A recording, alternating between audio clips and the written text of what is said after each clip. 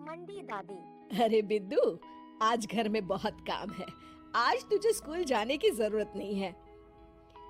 लेकिन दादी, आज तो स्कूल में मेरा टेस्ट है। अरे एक दिन स्कूल नहीं जाएगी तो ऐसी कौन सी तेरी कलेक्टर की पढ़ाई छूट जाएगी। वैसे भी मैं देख रही हूँ आजकल तो बड़ी ढीठ हो गई है। अपनी दादी की बातें सुनकर बिंदु नाराज हो जाती है। तभी उसकी माँ कहती है, अरे बिंदु, इतनी छोटी बात पे मुंह फुलाने की क्या जरूरत है। दादी बिल्कुल सही कह रही हैं। लड़कियों को तो घर के काम काज सीखना चाहिए। अरे बहू, रमेश के लाड़ प्यार ने इसे बिगाड़ रखा है। कम से कम तू तो मेरी बात समझती है। अच्छा, मेरी पूजा का समय हो गया है, मैं पूजा करने जा रही हूँ।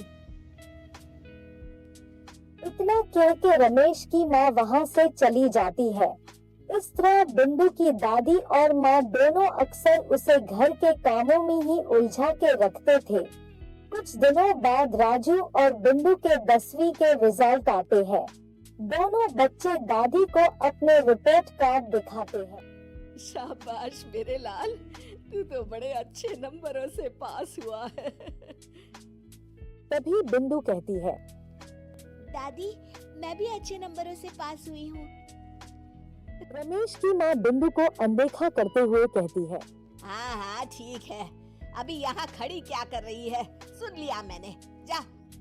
जाकर मेरे लिए चाय बना कर लिया। बिंदु उदास होकर चाय बनाने किचन में चली जाती है। तभी राजू कहता है, दादी, मैं क्रिकेट के कोचिंग सेंटर में एडमिशन लेना चाहता हूँ। अरे वाह राजू बेटा, ये तो तूने बड़ी अच्छी बात कही। तू कल ही अपना एडमिशन करा ले, जितनी भी फीस होगी मैं दे दूंगी। अरे एक दिन मेरा पोता विराट कोहली बनेगा। इस तरह अक्सर रमेश की माँ अपनी पोती बिंदु के साथ दुर्व्यवहार करती थी। कुछ दिनों के बाद रमेश की माँ और उसकी पत्नी दोनों सास बहू मिलकर राजू का एडमिशन अच्छे स्कूल में करवा देते हैं, लेकिन बिंदु का एडमिशन नहीं करवाते। इस बात से नाराज होकर बिंदु अपनी दादी से कहती है, लेकिन दादी, मुझे भी आगे की पढ़ाई करनी है। अरे क्या करेगी आगे की पढ़ाई लिखाई करके हैं? आज से ये पढ़ाई का भूत अपने दिमाग से उतार दे। इतना कहकर रमेश की माँ वहाँ से चली जाती है। उस दिन के बाद से बिंदु की पढ़ाई हमेशा के लिए छूट जाती है और उसकी दादी उससे घर के सारे काम करवाना शुरू कर देती है। इसी तरह उसका सारा दिन घर के कामों में ही बीत जाता था। कुछ दिन बीत जाते हैं और एक दिन रमेश छुट्टियों पर घर आता है।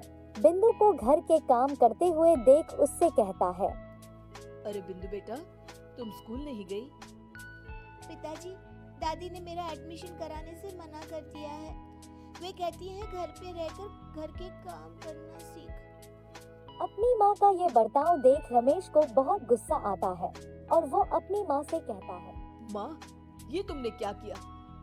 आगे की पढ़ाई के लिए स्कूल में बिंदु का एडमिशन क्यों नहीं करवाया? अरे बेटा, लड़की जात है, ज्यादा पढ़ लिख कर क्या करेगी? वैसे भी शादी के बाद तो इसे घर के ही काम करने हैं ना।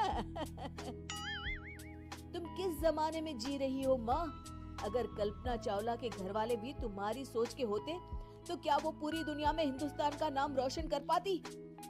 इसका स्कूल छुड़वाकर तुम इसका भविष्य बर्बाद कर रही हो, लेकिन मेरे रहते ऐसा नहीं होगा। बिंदु बेटा, कल ही तुम्हारा एक अच्छे स्कूल में एडमिशन करा दूंगा। तुम जितना चाहे उतना पढ़ो। मेरे होते हुए तुम्हें किसी बात की चिंता करने की जरूरत नहीं है। अपने पिता से हौसला पाकर बिंदु खुश हो जाती है और कहती है, जी पापा, मैं खूब मन लगाकर पढ़ाई करूंगी और बड़ी होकर डॉक्टर बनूंगी। ये हुई ना बात। शाबाश मेरी बेटी। इस कहानी से यही सीख मिलता है कि लड़का हो या लड़की, हमें दोनों को आगे बढ़ने का हौसला देना चाहिए।